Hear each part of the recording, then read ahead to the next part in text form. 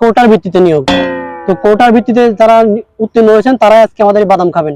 আমি এত শ্রম এত মেধা দিয়ে আসলাম এই পর্যন্ত, আর আজকে আমি কেন বাদাম খেতে পারলাম না? প্রিয় অ্যাপ্লিক্যান্ট বিন্দু, আসসালামু আলাইকুম। আপনারা অক্লান্ত পরিশ্রম করে দীর্ঘদিন পড়াশোনা করে যারা এই চাকরির পরীক্ষা দিয়েছেন, আজকে যারা উত্তীর্ণ হয়েছে চাকরি পরীক্ষায়, তো আজকে আপনাদের ফলাফল ঘোষণা করব।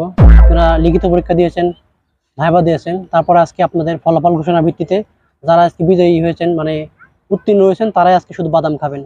তো আমাদের যে এখানে টোটাল নিয়োগ ছিল 3 জন, তো উত্তীর্ণ হয়েছেন 3 জন। পরীক্ষা দিয়েছেন অনেকেই দিয়েছিলেন, তার ভিতর ভাইভাতে টিকেছেন 4 জন।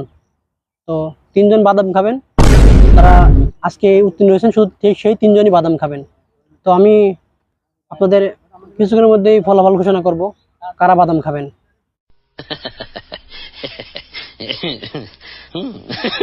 প্রিয় অ্যাপ্লিক্যান্ট বিন্দু, তো আমি আপনাদের প্রথমে ফলাফল ঘোষণা করছি। আজকে আমাদের নিয়োগ পরীক্ষায় টোটাল আসন ছিল 3 জন। আপনারা পরীক্ষা দিয়েছিলেন, প্রথমে লিখিত পরীক্ষায় আসছিল, প্রিলিমিনারি টেস্ট অনেকে দিয়েছেন, প্রায় 20,000 প্রিলিমিনারি টেস্ট দিয়েছেন।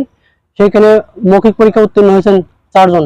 আমাদের নিয়োগ হবে 3 জন, আর একজন অনিবার্য কারণে আমরা এটা স্থগিত করে রাখছি, এটা নিয়োগটা পরে দেওয়া হবে। তো প্রথমে নিয়োগের কথা বলতেছি আপনাদের, সেটা হচ্ছে আমাদের যে নিয়োগ ছিল কোটার ভিত্তিতে নিয়োগ। তো কোটার ভিত্তিতে যারা উত্তীর্ণ হয়েছেন তারাই আজকে আমাদের বাদাম খাবেন।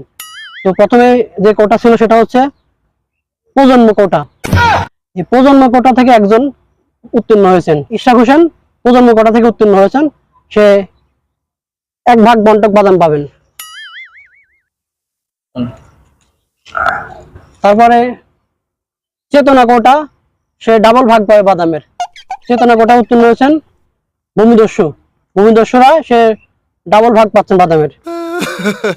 আমি তার হাতে বাদাম হস্তক্ষেপ করছি।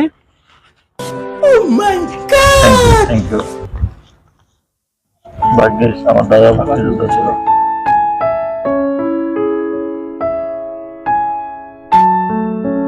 দুঃখিত, আপনার জন্য কিছু করতে পারলাম না। আপনি আসলে আমাদের কোটা শেষ, এজন্য আপনার জন্য কিছু করতে পারলাম না। আপনি সাধারণ জনগণ হয়েছেন, কোটা নাই, এজন্য আপনার বাদাম খাওয়া হলো না।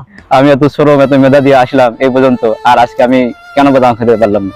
আমার কি কোটা নাই বিধায় আমি বাদাম খেতে পারলাম না? জাতির কাছে আমার একটাই প্রশ্ন।